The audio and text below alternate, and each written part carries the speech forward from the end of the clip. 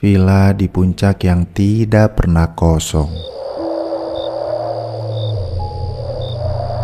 Di Jawa Barat, ada sebuah villa di daerah pegunungan yang sering disewakan, tapi hampir semua pengunjungnya tidak pernah mau kembali.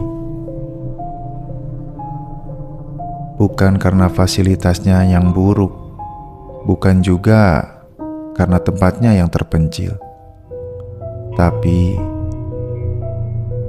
karena mereka tidak pernah benar-benar sendirian di sana.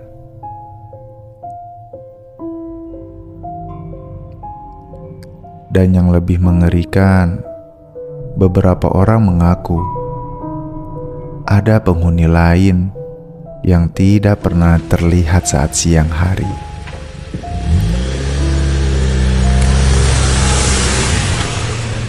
Cerita ini dialami oleh 4 orang sahabat yang memutuskan untuk liburan ke sebuah villa di puncak daerah Jawa Barat.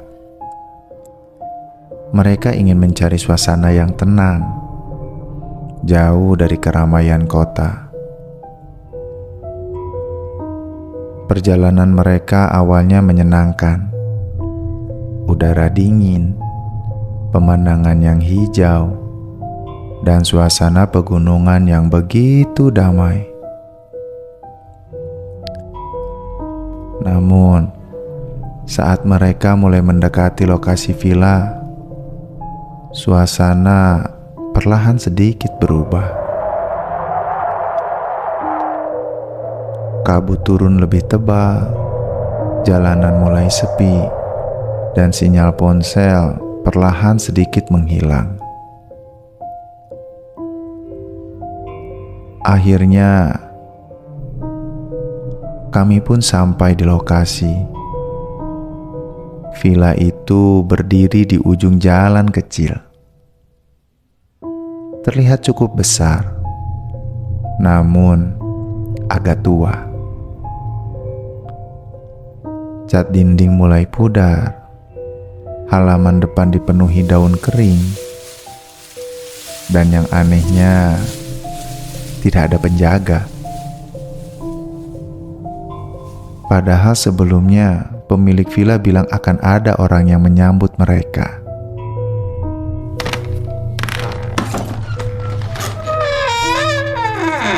Kami pun mulai masuk ke dalam villa.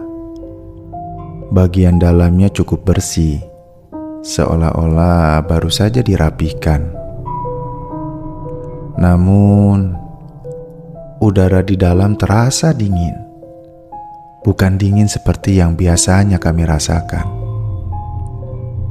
tapi seperti dingin yang menempel di kulit.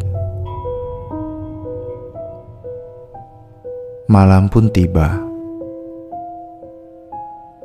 Kami makan bersama, bercanda, dan mencoba menikmati suasana. Sampai sekitar jam 11 malam, lampu di villa semuanya tiba-tiba mati.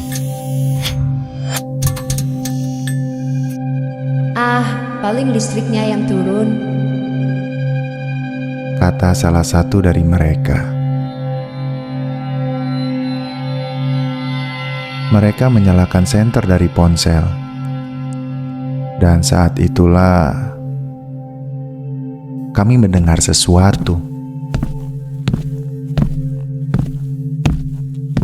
Padahal tidak ada siapa-siapa di lantai atas.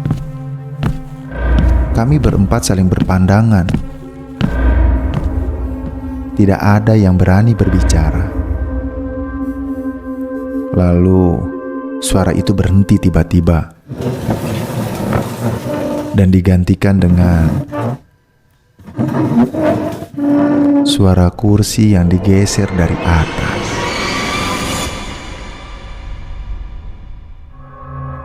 Akhirnya, salah satu dari kami beranikan diri naik ke atas.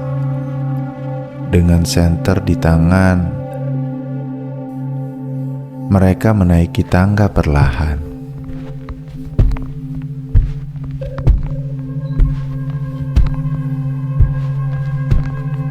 Tiga temanku menunggu di bawah dengan jantung yang cukup berdebar-debar. Saat sampai di atas, lantai itu gelap. Hanya cahaya senter yang menerangi.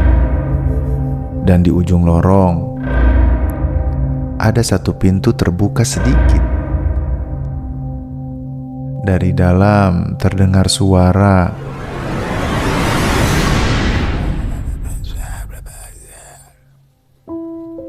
Seperti orang sedang berbicara namun bahasanya tidak jelas. Dengan perlahan, aku mencoba mendekati, lalu mendorong pintu itu. Dan saat pintu itu terbuka, ruang itu kosong, tidak ada apa-apa.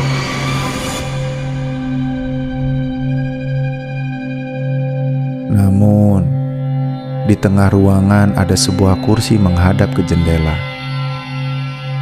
Dan kursi itu perlahan bergerak sendiri. Tiba-tiba, lampu menyala kembali. Dan di jendela terlihat bayangan seseorang berdiri dari luar.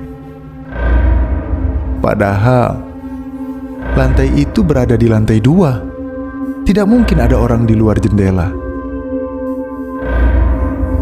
Dan bayangan itu perlahan demi perlahan menoleh menghadapku ke dalam. Saat itulah aku melihat wajahnya. Wajahnya yang pucat, hitam, dan senyumnya yang terlalu lebar. Tiba-tiba, semua pintu di lantai atas tertutup bersamaan. Temanku yang di bawah berteriak, "Turun, ayo, turun sekarang, turun." Aku berlari turun tangga. Namun, saat menoleh ke belakang, aku melihat sosok itu sudah berada di ujung tangga, mengawasiku tanpa bergerak sedikit pun.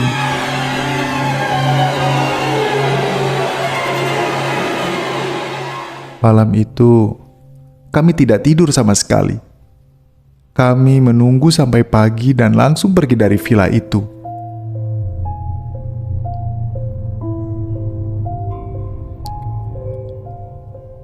Beberapa hari kemudian, mereka baru tahu sesuatu. Villa itu dulunya adalah tempat sebuah keluarga menghilang. Tanpa jejak, tanpa bukti apapun. Dan sejak saat itu, sering terdengar suara dari lantai atas. Seolah-olah masih ada yang tinggal di sana. Dan jika kamu suatu saat menginap di villa di pegunungan, lalu mendengar langkah kaki di lantai atas, padahal kamu yakin tidak ada siapa-siapa, jangan pernah naik untuk mengecek, karena mungkin itu bukan tamu yang baru datang. Kalau kamu suka cerita seperti ini, jangan lupa subscribe, karena masih banyak kisah horor nyata lainnya yang akan aku ceritakan. Dan ingat, tidak semua yang terlihat benar-benar nyata. Dan sekarang, aku berada di kamarmu.